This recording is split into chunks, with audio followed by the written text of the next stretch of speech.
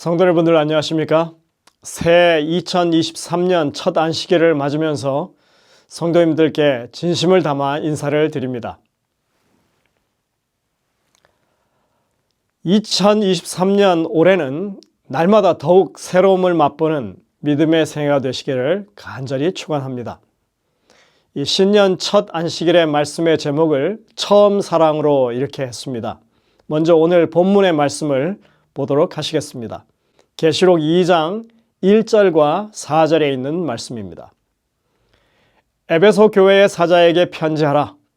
너의 처음 사랑을 버렸느니라. 그러므로 어디서 떨어졌는지를 생각하고 회개하여 처음 행위를 가지라. 이 말씀은 에베소 교회에 보내는 편지에 나오는 말씀입니다. 우리는 에베소 교회에 보내는 이 기별을 요한계시록을 연구할 때 예언 해석의 차원에서 계속 공부해 왔습니다. 초기 교회로부터 현재 이르기까지 교회의 모습을 예언적으로 보여주는 7교회 중 첫 번째 교회, 그래서 AD 31년부터 100년 사이에 이 초기 교회를 가리켜서 에베소 교회의 시대라고 그렇게 배웠습니다. 하지만 오늘 우리는 이 말씀을 당시 에베소 교회의 입장에서 단순히 그 교회에 주신 기별로 우리가 살펴보고자 합니다. 에베소 교회는 AD 52년경에 사도 바울에 의해서 세워지고 양육되었고 AD 68년경부터는 사도 요한이 목양한 것으로 알려져 있습니다. 1세기 초기 교회 당시에 이 교회는 가장 영향력이 있는 교회로 손꼽혔습니다. 에베소가 당시 소아시아의 수도였고 이 대도시에 걸맞게 교회 규모나 활약도 뛰어났던 것으로 알려집니다. 에베소라고 하는 이름 그 자체가 바람직하다라고 하는 뜻을 가지고 있습니다. 정말 이름에 걸맞게 바람직한 교회, 칭찬받을 만한 그런 교회였습니다. 바울이 3년간 머물면서 심혈을 기울여서 기초를 쌓았던 교회였죠.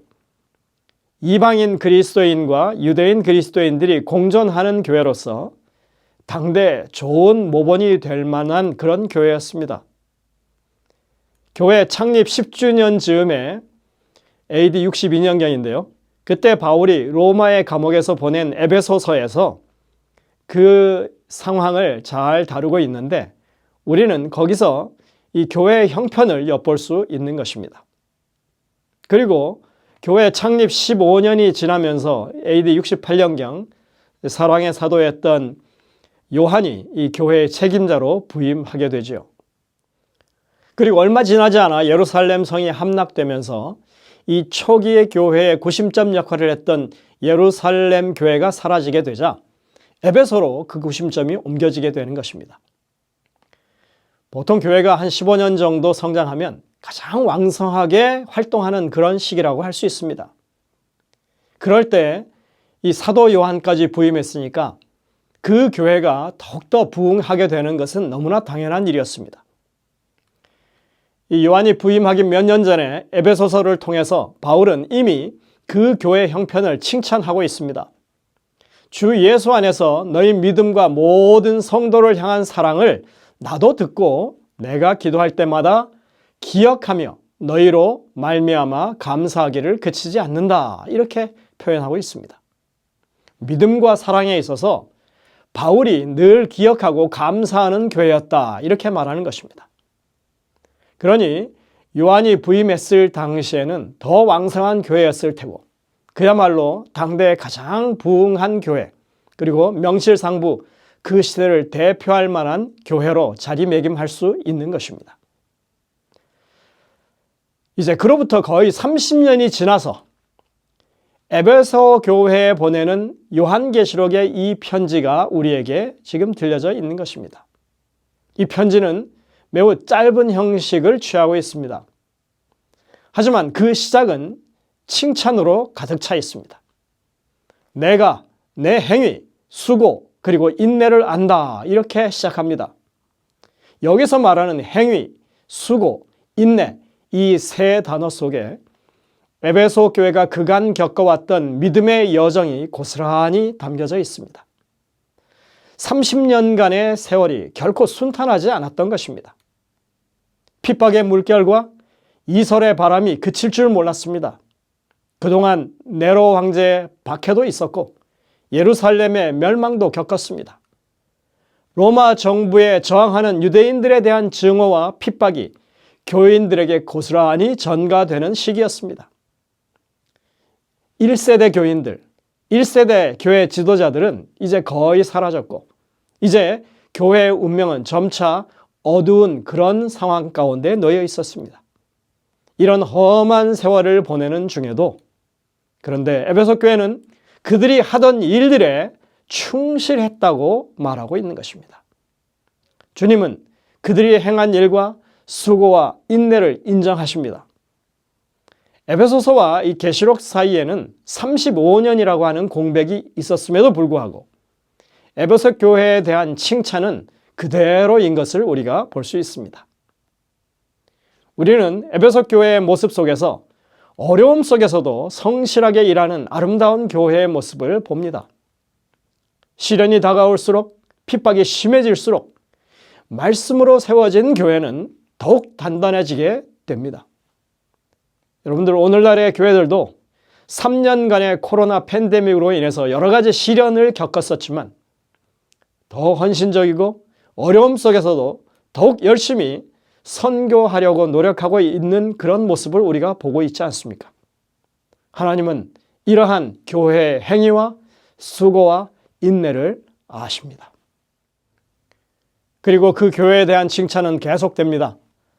또 악한 자들을 용납하지 아니한 것과 자칭 사도라 하되 아닌 자들을 시험하여 그의 거짓된 것을 내가 드러낸 것과 또 내가 참고 내 이름을 위하여 견디고 게으르지 아니한 것을 아노라. 이 교회의 진짜 시련은 외부에서 오지 않습니다. 교회 안으로 스며든 거짓 교리와의 전쟁이 사실은 더 어려운 것이었습니다. 하지만 에베소 교회는 이 교회 안에 이런 악한 자들을 용납지 않았다 합니다. 자칭 사도라 하지만 아닌 자들을 시험해서 그 거짓된 것을 드러내는 일을 교회가 했습니다. 그 정도로 이 교회는 말씀으로 잘 무장되어 있었고 견고한 믿음 위에 세워져 있었습니다. 계시록 2장 6절에 가시면 이와 관련해서 더 구체적인 부언이 있습니다. 오직 내게 이것이 있으니 내가 니골라 당의 행위를 미워하는도다. 나도 이것을 미워하노라. 1세기에 교회를 어지럽힌 큰 두 이단적인 가르침이 있었습니다. 하나는 율법주의적인 신앙, 우리가 흔히 에비온파라고 부르죠. 또 하나는 일명 영지주의 신앙이었습니다. 여기서는 니골라 당으로 표현되고 있습니다. 이 두 사상은 정말로 끈질기게도 오늘날까지 이 교회 내부에 스며들어서 교회를 어지럽히는 그런 사상입니다. 니골라 당은 에베소 교회뿐만 아니라 버가모 교회의 기별에서도 등장합니다. 에베소 교회는 니골라 당의 행위를 미워했다고 지금 말씀합니다. 이 영지주의는 다양한 형태로 나타났기 때문에 간단히 설명하기는 어렵습니다. 하지만 쉽게 말하면 믿음이 아닌 신비 속의 비밀리에 전해지는 영적 지식으로 사람이 구원 얻는다는 그런 사상입니다. 이 사상은 1세기 중반 이후에 기독교 교리와 그리스 철학, 그리스 로마의 이 신비 종교, 동양 종교를 이론과 그 사상을 잘 절충해서 혼합해서 만든 기독교 이단 사상입니다. 이들은 물질과 육체를 죄악시하고 영을 아주 높이 평가하는 종교 철학적 사상입니다. 2세기 후반부터 비교적 안정된 사상 체계를 확립하고 호소력이 있는 종교가 되었고 거의 2세기에 걸쳐서 전성기를 누렸던 그런 사상입니다. 그들의 사상을 정리하면 이렇습니다. 첫 번째, 세상은 최고의 신이 지은 것이 아니라 낮은 신인 구약 성서의 하나님이 창조했다. 두 번째, 낮은 신의 계시, 구약 성서는 최고의 신에서 받은 신령한 지식보다 낫다. 세 번째, 낮은 신의 아들인 예수의 사도들은 최고의 신인 사도들인 자신들보다 낫다. 네 번째, 그리스도의 잉태는 초자연적인 것이 아니라 육신에 의한 것이며 그가 침례를 받을 때 참 그리스도의 영이 임해서 메시아의 직분을 수행하다가 십자가에서 죽을 때 그 영이 떠났다. 다섯 번째, 물질과 육신은 악하고 영은 선하다. 그래서 육체에 대한 학대나 방종은 문제가 없다. 여섯 번째, 율법은 끝났기 때문에 사람은 자유롭게 살 수 있다. 그래서 마음대로 간음하고 우상을 숭배할 수 있다. 일곱 번째, 구원은 믿음에 의해서가 아니라 깨우친 영적 지식에 의해서 받는 것이다. 여러분들 들어보면 정말 황당한 주장들이죠. 이런 주장을 누가 믿어? 이렇게 얘기할 수 있겠지만 그 당시에는 헬라 철학이 지배하던 시대였습니다. 그래서 아주 설득력 있는 그런 논리로 들렸던 것입니다. 말씀 위에 굳건하게 서 있지 않으면 흔들릴 수밖에 없었습니다. 예수님이 육신으로 오신 것이 아니라 침례받을 때 영이 임해서 메시아가 되었다. 이것은 예수님의 부활까지도 의미 없게 만드는 그런 생각인 것입니다. 구원론이 파괴되고 마는 것입니다. 교회가 배격해야만 하던 그런 사상입니다. 근데 여러분들, 이 영지주의의 가르침 이런 것들이 오늘날까지도 교회 안에 이와 비슷한 그런 가르침들로 존재하고 있습니다. 여러분들 한번 생각해 보십시오. 육은 악하고 영은 선하다고 하는 그 이원론은 영원불멸 사상과 아주 닮아 있습니다. 율법의 시대는 끝났다고 주장하는 율법 폐기론이 여전히 교회 안에도 존재합니다.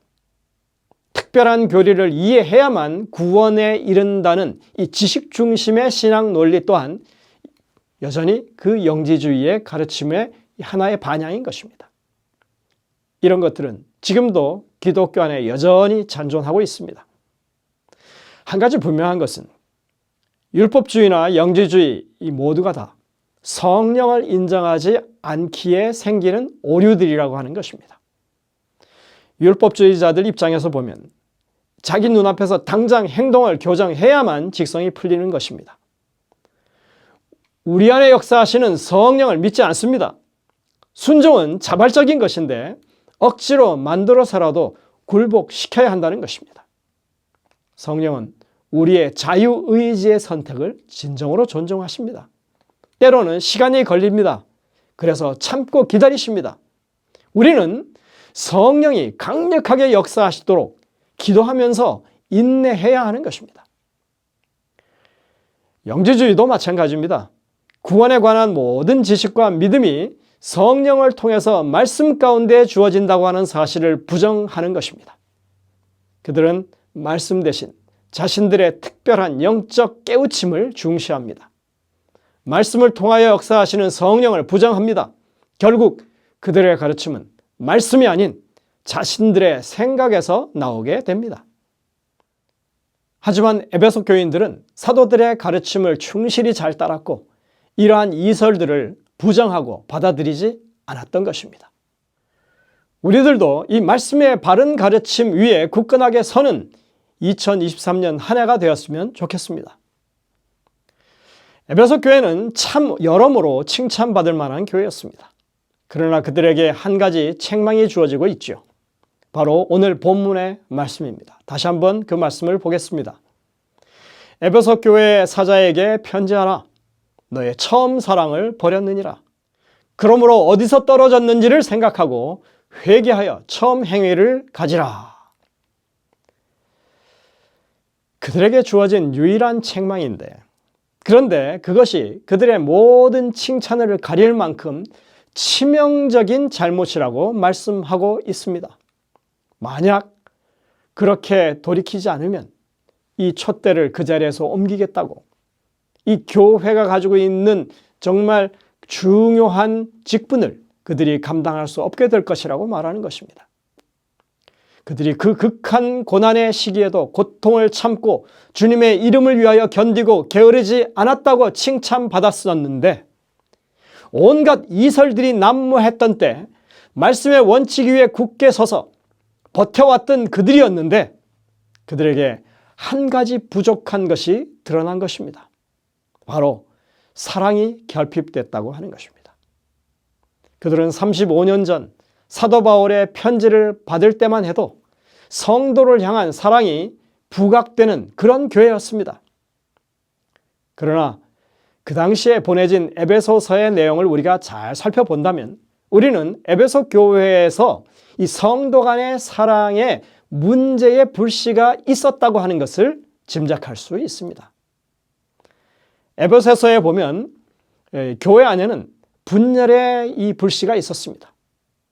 유대인 출신 그리스도인과 이방인 출신 그리스도인들로 갈라져서 문제가 생기고 있었던 것을 우리가 볼 수 있는 것입니다. 특히 에베소서 2장에서 바울은 그 문제를 집중적으로 다루고 예수님께서 십자가 위에서 돌아가신 그 이유는 유대인과 이방인 이 둘 사이에 갈라진 간격을 메우기 위해서였다고 그렇게 강조하는 말씀을 합니다. 십자가라고 하는 것은 이방인과 유대인들처럼 이념적으로 극한적으로 대치될 수 있는 그런 상황 가운데서도 둘 사이에 화합을 이루어낼 수 있는 그런 능력이 있는 것이라고 바울은 강조했던 것입니다. 여러분들 잠시 에베소서 2장의 핵심 부분을 좀 살펴보도록 하겠습니다. 에베소서 2장 11절부터 19절에 있는 내용입니다. 제가 시간을 절약하기 위해서 여러 가지 살펴서 분석한 이 본문의 이 모양을 좀 먼저 제시하겠습니다. 우리는 성경에서 이런 구성을 많이 발견하게 된다고 했죠. 이런 구성이 정말 맞는 것인지 알려면 이 서로 상응하고 있는 구절들을 짝을 지어서 읽어보면 된다고 했습니다. 자, 한번 볼까요? 처음에 11절, 12절입니다. 그러므로 생각하라. 너희는 그때 그리스도 밖에 있었고 이스라엘 나라 밖에 사람이라. 약속의 언약들에 대하여는 외인이요 세상에서 소망이 없고 하나님도 없는 자이더니. 자, 이 A와 대응하는 것이 저 밑에 다시 또 19절 A가 있습니다. 한번 보실까요? 그러므로 이제부터 너희는 외인도 아니요 나그네도 아니요 오직 성도들과 동일한 시민이요 하나님의 권속이라. 이 두 부분을 그냥 연결해서 읽으면 너무나 잘 연결이 됩니다. 자, 그러면 어떻게 서로 다른 출신 배경을 가진 사람들이 이렇게 하나 될 수 있는가? 그것이 어떻게 가능한가? 그게 예수님을 통해서 된다고 설명하는 것입니다. 이것이 성경에서 이미 예언하고 있다고 사도 바울은 강조합니다. 이제 그 다음을 보시겠습니다. 13절. 이제는 전에 멀리 있던 너희가 그리스도 예수 안에서 그리스도의 피로 가까워졌느니라. 여기 멀리 있던 사람들은 이방인을 가리키는 표현입니다. 이 구절을 유의하시기 바랍니다. 자, 밑에 17절, 18절 또 상응하는 구절을 보겠습니다. 또 오셔서 먼데 있는 너희에게, 여기 먼데 있는 나오죠? 먼데 있는 너희에게 평안을 전하시고 가까운 데 있는 자들에게 평안을 전하셨으니 이는 그로 말미암아 우리 둘이 한 성령 안에서 아버지께 나아감을 얻게 하려 하심이라. 여러분들 이 구절은 이방인과 유대인이 가까워질 것이라고 하는 이사야 57장 19절의 예언을 인용한 말씀입니다. 이 예언이 예수 그리스도의 십자가를 통해서 성취되었다고 하는 것을 지금 바울이 논리적으로 설명하고 있는 것입니다. 자, 그러면 14절부터 16절에 어떻게 그것을 이야기하는지 보실까요? 자, 이제는 C입니다. 14, 15절 상반. 그는 우리의 화평이신지라 둘로 하나를 만드사 원수된 것 곧 중간에 막힌 담을 자기 육체로 허시고 법조문으로 된 계명의 율법을 폐하셨으니 했습니다. 또 그것과 상응하는 16절 보시겠습니다. 또 십자가로 이 둘을 한 몸으로 하나님과 화목하게 하려 하심이라. 원수된 것을 십자가로 소멸하시고 했습니다. 비슷한 단어들이 여러 개 나오죠. 십자가로 자기 육체로 막힌 담을 헐고 원수된 법조문을 폐하셨다. 근데 여러분들 여기서 이것은 하나님의 영원한 율법을 폐했다는 것이 아닙니다.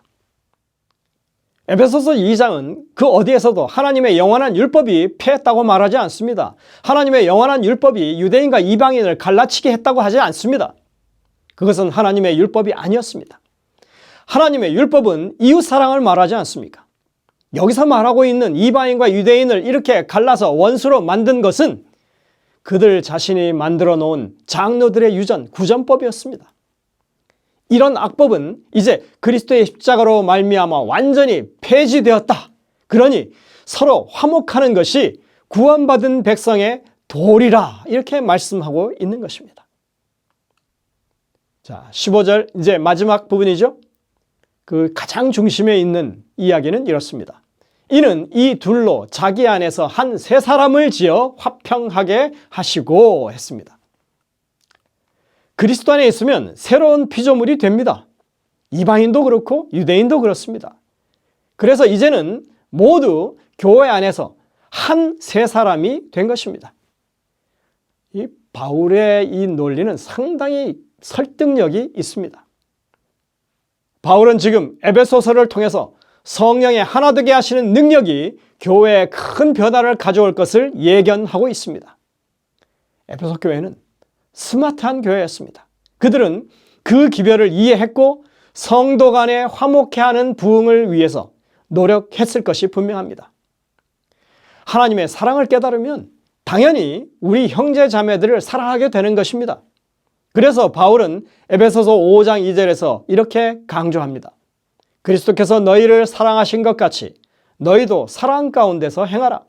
그는 우리를 위하여 자신을 버리사 향기로운 제물과 희생 제물로 하나님께 드리셨느니라. 여러분들, 이 동일한 기별은 지금 에베소 교회의 지도자로서 30년간 가르쳐왔던 요한도 동일하게 가르친 내용입니다. 누구든지 하나님을 사랑하노라 하고 그 형제를 미워하면 이는 거짓말하는 자니 우리가 이 계명을 주께 받았으니 하나님을 사랑하는 자는 또한 그 형제를 사랑할지니라. 요한일서 4장에 분명하게 말씀하고 있습니다. 그는 지난 30년간 에베소 교회를 목양했던 사람입니다. 누구보다도 교회 형편을 잘 알고 있습니다. 겉으로 볼 때 명성이 자자했고 잘 훈련되어 있고 여전히 잘 활동하는 교회. 하지만 그들의 지난 30년은 교리 논쟁에 휘말려서 분열의 위험에 계속 노출될 수밖에 없었습니다. 그래서 그들은 교리 논쟁에서는 전사가 되었지만 원수까지도 사랑해야 할 하나님의 백성들로서 형제를 사랑하는 일에는 부족함이 있었던 것입니다. 여러분들, 이 처음 사랑이라고 하는 것은 초신자들이 아주 단시간에 경험하는 격정에 가까운 그런 뜨거운 사랑이 아닙니다. 이것은 하나님이 우리를 향하여 가지신 그 사랑을 말합니다. 원수까지도 사랑하시는 그분의 사랑, 그분이 우리를 먼저 사랑하셨기 때문에 그 처음 사랑입니다. 이 처음 사랑은 우리 스스로 만들어낼 수가 없는 사랑이죠. 하나님의 성령께서만이 이끌어낼 수 있는 사랑입니다. 그런 의미에서 이 참된 사랑 없는 인생들에게 그것은 언제나 첫사랑일 수밖에 없는 것입니다. 엘렌 화이트는 이런 말을 한 적이 있습니다. 수고하는 자가 되는 일, 자아부정의 노력을 요구하는 선행을 인내로 계속하는 일은 하나님이 미소 지으시는 영광스러운 일입니다. 신실하게 일하는 것은 열렬하고 가장 거룩하다고 생각되는 최상의 예배보다 더 간합되는 것입니다. 여러분들, 이 말씀을 잘 구분하셔야 합니다. 참된 예배는 그리스도와 함께 일하는 것입니다. 뭐라고요? 참된 예배는 그리스도와 함께 일하는 것이라고요. 기도와 권고와 말하는 것은 흔히 나무에 매다는 값싼 열매들입니다. 예배 중요하지요. 그러나 선행, 즉 곰핍한 자와 고아와 과부를 돌보는 일은 좋은 나무에서 저절로 자라는 참된 열매입니다. 저는 이 화이트의 진술 가운데 진짜 예배는 그리스도와 함께 일하는 것이다 하는 이것에 방점이 있다고 생각합니다. 우리가 예배 드리는 이 순서를 진행하는 것이 중요하지 않다고 하는 말이 아니죠. 그리스도와 함께하는 그 순간이 진정한 예배의 순간들이라고 하는 것입니다. 바이슨 또 이런 말도 합니다. 교회가 하나님과 함께 일하지 않으면 처음 사랑을 잃어버리는 것입니다. 오늘날 하나님의 백성이라는 사람들 중에 참으로 많은 사람들이 하나님을 최고로 사랑하고 이웃을 자기 몸처럼 사랑하지 않고 있습니다. 우리가 예수님과 함께 일하는 사람들이라면, 진정으로 예수님을 아는 사람들이라면 우리는 비록 다른 주장을 하는 그런 사람들을 향해서조차도 형제 자매로서의 사랑하는 그 일을 결코 멈추지 않을 것입니다. 일부러 만들어내서가 아니라, 그렇게 해서가 아니라 우리의 삶의 자연스러운 열매로 그것이 드러나게 될 것이라고 하는 것입니다. 여러분들, 2023년 한 해에는 더욱더 열심히 교회 사업을 받들게 되시길 바랍니다. 그리고 그러한 일을 하심에 있어서 무엇보다도 그리스도와 함께 일하는 사람들이 되시길 바랍니다. 그리스도께서 우리 안에 역사하셔서 그런 일들을 하게 될 때 진정으로 우리의 이웃들, 우리 주변에 우리와 같지 않은 주장을 하는 그런 사람들이라 할지라도 그런 사람들을 형제 자매들로서 진심으로 사랑하는 이 하나님의 첫사랑을 회복하는 여러분들이 되시기를 간절히 바라면서 오늘 말씀을 줄이도록 하겠습니다. 기도하시겠습니다. 하늘에 계신 아버지 하나님, 참으로 하나님께서 우리에게 말씀을 통하여 주시는 교훈들은 우리의 이 뼈를 쪼개고 우리의 심령을 쪼개는 말씀임을 다시 한번 생각하게 됩니다. 2023년 한 해를 열어가는 이 첫 안식일에 저희들이 주의 말씀을 통하여 교훈을 받습니다. 에베소 교회처럼 늘 성실하고 진실된 하나님의 성실한 일꾼들이 될 수 있는 우리 모두가 될 수 있도록 인도하여 주옵소서. 그러나 에베소처럼 처음 사랑을 버리지 아니하고 하나님 백성의 참다운 사랑의 모습을 잊지 않고 실행하는, 그렇게 사랑을 실현해 나가는 하나님의 백성들이 될 수 있도록 인도하여 주옵소서. 그래서 성령이 교회들에게 하시는 그 말씀을 귀담아 듣고 순종해서 올 한 해는 더욱더 아름다운 교회가, 저희들의 교회가 될 수 있도록 인도하여 주옵기를 예수님의 이름으로 간절히 기도드립니다. 아멘.